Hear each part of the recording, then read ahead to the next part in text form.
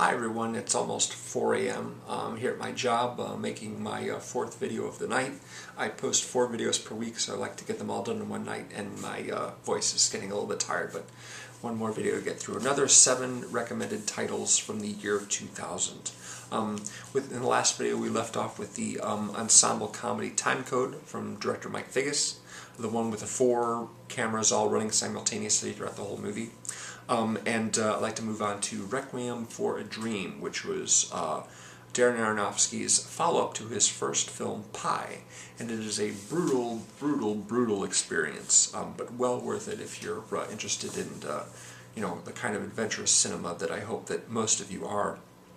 It's based on a nonfiction book by a former heroin addict, and it is about 3 friends who not only take heroin but also sell it. They're played by Jared Leto, Jennifer Connelly, and Marlon Wayans.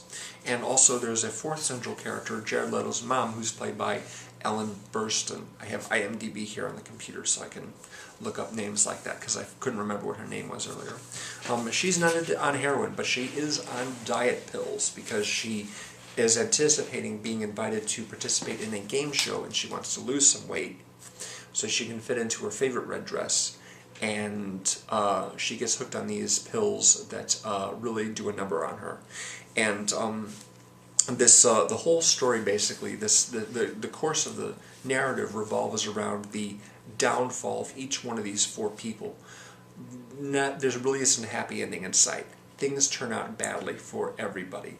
Marlon Wayans and Jared Leto score some heroin and are selling it and are making a bunch of money, but things don't go well forever, and they end up turning out very badly for them. And also for Jennifer Connelly, Jared Leto's girlfriend, she has a problem as well, and that makes her less than productive, and so she needs to do some stuff she doesn't want to do in order to get more heroin and just keep going the way she's been. Meanwhile, Ellen Burstyn, who's taking these diet pills to lose weight, is becoming increasingly hooked on them and agitated and just out of sorts and discombobulated, and things go badly for her as well. The climax for this movie is quite harrowing because each of these characters is at their lowest point, and you see them descend basically into their own version of hell, whatever that is. It's like I said, a brutal experience, but definitely quite masterful from a cinematic perspective. So it's well worth taking a look at if it's something that you think you can stand, and not everyone can. Let's move on to something lighter. Something with people kidnapping a pregnant girl and shooting each other quite a lot. It's called The Way of the Gun. It's directed by Christopher McQuarrie, who wrote the script for The Usual Suspects, and also went on to direct Jack Reacher, and is about to release the 5th Mission Impossible movie, which he directed. It's called Mission Impossible Rogue Nation. The trailer for it just came out like this week, or it's last week, or it's months ago depending on when you're watching this video. The main characters are played by Benicio del Toro and Ryan Phillippe, and they learned that a very wealthy and shady businessman has hired a young girl to carry their child to term and give birth because the businessman's wife doesn't want to have to do it herself. So these 2 main characters come up with the bright idea of kidnapping her and holding her for ransom and asking for $15 million, which of course doesn't go smoothly. The bodyguards working for the businessmen are played by Taye Diggs and Nikki Katt. And so there's a lot of sort of jockeying for power and position, and this constant sort of reevaluating of what's the danger of the situation and what can we do to resolve it and what can we get away with. Also, there's sort of a more experienced pro who's working for the businessman, played by James Caan. And there's a number of very memorable shootouts and set pieces like that. But mostly it's a really sort of low-key, not one of those hyped-up kind of action movies, but everyone's sort of dealing with a situation as a calm professional rather than as a crazy person. And so it's a refreshing change of pace from the usual action movie where eventually someone just starts blasting away with an assault rifle, or jumping off of a cliff or a building or something like that. This is a much more down-to-earth action thriller, and it's very, very good. Yeah, that's another one from 2000. I'd like to move on to a Lars von Trier film called Dancer in the Dark. Lars von Trier has not made very many movies that I could say that I really liked. And this one's a bit of a challenge to get through as well, just because it's a bit of a grim subject. But it's also a musical. If you're familiar with the sort of unusual pop singer Björk from Iceland, she plays the main character in this, the only acting she's ever done. But she also, of course, composed the music. I think it was Lars von Trier that wrote the lyrics for the songs, and then she set them to music, and she does most of the singing herself. And that way, it's a bit of a unique musical, because normally in musicals, all the characters do singing. But in this case, she's really practically the only one that does any singing. And the only other musical I can think of that's like that is the Barbra Streisand film Yentl from the 80s, which is a terrific film, by the way. In Dancer in the Dark, she plays, I think she's from Yugoslavia or the Ukraine perhaps, or maybe she's just Russian. But she's living in the States, taking care of her son, and working in a factory, but she is losing her vision, and the doctor that she consults with tells her that the same thing might happen to her son unless her son has an operation, and so she needs to earn money in order to make that happen. So she's doing everything she possibly can to save up money so her son can have the operation, and so he'll be able to see throughout the course of his life. But she has a problem that one of her friends, played by David Morse, has a wife who demands a lot of sort of expensive things from him, just wants the good life and wants good clothes and a good home and furniture and cars and things like that, and he's having a hard time affording that, so he ends up stealing the money or trying to steal it from Björk, and he ends up dead, and she ends up on trial for his murder. This isn't going to a good place, I can tell. It's just, you can probably tell that things aren't necessarily going to turn out well. And it's a bit of a tragedy, but also it's quite uplifting because the main character, Björk, is also fond of Hollywood musicals, and so she imagines herself in a musical, a bit like Chicago. That's something that happens in Chicago as well. Renee Zellweger imagines the musical numbers. But yeah, this is the music is terrific in this film, and some of the set pieces and dance sequences are really great. But it's a movie that sort of shifts between the very sort of drudgery and mundane scenes, which are all handheld, and then you've got the musical numbers, which are much more choreographed, and all the camera setups are very precise and what have you. And it was filmed in an unusual way. They actually set up tiny little cameras all over the set and just let them go through the number and recorded it all sort of live, and then cut back and forth between the views rather than trying to piece together takes from multiple performances, if you know what I mean. They just basically put one performance on film rather than try to get the best of each take, if you understand what I'm saying. It's a little bit complicated, but it's a good film. I've only ever seen it the one time, actually, but there are a couple of numbers in it that I would watch repeatedly just because I like them so much. And the next film I'd like to talk about is called The Contender. It was directed by Rod Lurie, who's actually a former film critic. He did a movie with Kevin Pollak, kind of a low-budget film called Deterrence. And then he went on to do a movie with Robert Redford and Mark Ruffalo called The Last Castle. But this is far and away the best film that he's made. The main character is Joan Allen. She is a senator who is looking to be confirmed as the new vice president of the United States when the former vice president died suddenly. Jeff Bridges is the president, and he has chosen Joan Allen to be his vice president. But first she has to be confirmed in a special session by Gary Oldman, who is intent on bringing her down in the most shady way possible by implicating her in a sex scandal. This is a really, really good movie.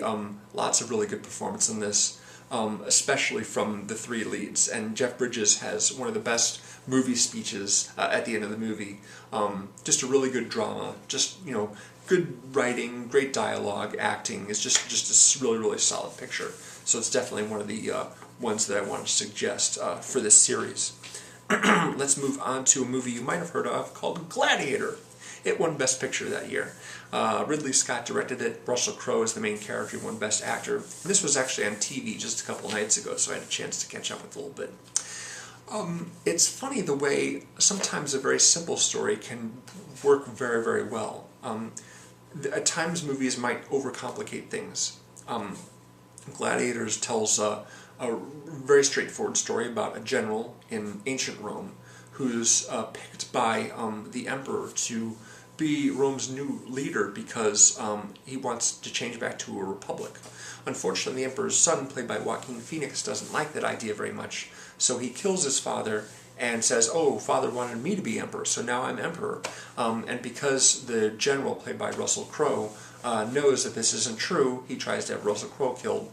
Instead, Russell Crowe escapes. Though his family got killed, he becomes a slave and gets trained to become a gladiator by Oliver Reed. And so eventually makes his way back to Rome, to the Colosseum, where he will have the opportunity to confront the emperor. There's lots of really great dialogue in this movie, a few good moments, but some dialogue that's actually quite cheesy in its formalism. But what really makes this movie work is the acting. The actors really sell everything very, very nicely. And that really, can take something that can be sort of pedestrian and elevate it. Connie Nielsen is also in this movie. She plays Joaquin Phoenix's sister.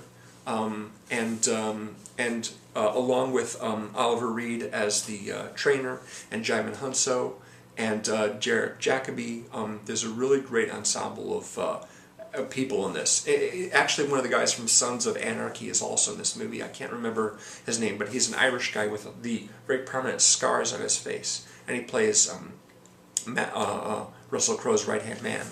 Anyway, it's a very, very rousing movie. One of my favorite Ridley Scott movies, to be sure.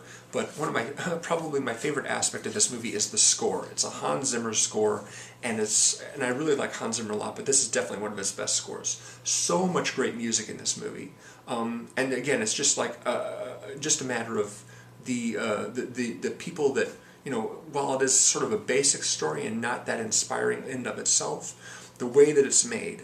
The way that it's put together, the way that it's acted with such passion, really elevates the material. And I don't know that it deserved to win Best Picture, but it's definitely a good one. A good, entertaining film, and just a pleasure to watch. Next movie I'd like to talk about is Nurse Betty. Neil LaBute is a guy who I was talking about a movie in a previous video. I was trying to think of a word, and I still can't think of the word. It wasn't misogynistic. It was something else. Boy, I'm not even sure what the definition of the word is, so let's just forget it. Neil LaBute has done movies like The Shape of Things and In the Company of Men and Lakeview Terrace and Some Velvet Morning. And he seems to have sort of a pessimistic view of human nature. Nurse Betty is a very, very different film for his. He didn't write it. He's only directing it. So that might account for the change in tone. But it's a more upbeat tale. The main character is played by Renee Zellweger. She is the wife of a car salesman, a real scummy character played by Aaron Eckhart, who is killed by a couple of guys who he owes money to. They're played by Morgan Freeman and Chris Rock. And when these two discover that Renee Zellweger witnessed the murder of her husband, they need to find her and take care of her as well. But the problem is Renee Zellweger is so traumatized by seeing her husband killed that she suddenly believes that she's a character in her favorite soap opera. So she travels to Los Angeles to where the soap opera is shot so she can meet the doctor character who her character, the character she believes herself to be, is in love with. And that person is, of course, played by Greg Kinnear, but of course he's not a real doctor. He's an actor playing a doctor on the soap opera. And when she meets him and gets mixed up with the production, everyone thinks that she's a method actress who's like inhabiting the character to try and get a role on the show. But as it turns out, she's actually loopy. It's a really, really fun movie, and definitely one of my favorite movies of that year. Yeah, and like I said, a real change for Neil LaBute, and I wish I could think of that adjective to describe his work, but I can't. I'll have to come back to it another time. There was another movie I can't even remember now. Never mind. The final film that I'd like to talk about from the year 2000 is one of my very favorite movies by Robert Zemeckis. It's called What Lies Beneath. It's a supernatural thriller. Michelle Pfeiffer is the main character. She and her husband, Harrison Ford, have just sent their daughter off to college, and it's just them in the house now. And she begins to suspect that there's a ghost somewhere on the property that is bothering them. I don't want to say too much more about it, because, again, it's like Robert Zemeckis has been a favorite director of mine for a long time, and he really, really crafts a really great suspenseful picture. Kind of, a friend of mine complained it was too long and slow, but I think it builds very, very nicely. There's a lot of quiet moments that are pregnant with the possibility that something crazy or supernatural, just plain bad, could happen. I apologize if you're having a hard time hearing me. I've been talking for quite a while tonight. Anyway, What Lies Beneath is a terrific movie, and just, one of a really great example of Robert Zemeckis just being the awesome director that he is. I'm really looking forward to his next film, which is about the guy who walked on a wire between the Twin Towers in the 70s. Joseph Gordon-Levitt plays the main character. It's going to be in IMAX 3D, and that's a good movie, I think, to watch in IMAX 3D. Thank you very much for watching. Again, if you have missed any of the previous videos, including the one that I already did on another 7 movies from 2000, check the description below on the video. It's got the link to the playlist where all these videos are. Thank you very much for watching. Appreciate it. Appreciate your comments. And I will see you again real soon with, of course, ba ba ba da. I'll see you then. Bye.